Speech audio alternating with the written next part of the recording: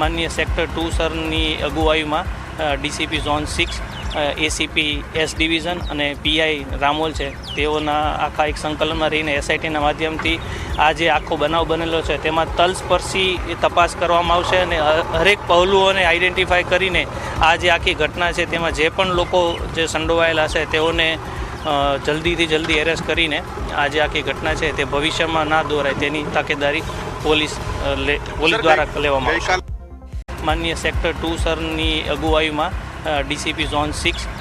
ACP S division અને PI Ramol છે તેઓના આખા એક સંકલનમાં રહીને એસઆઈટીના માધ્યમથી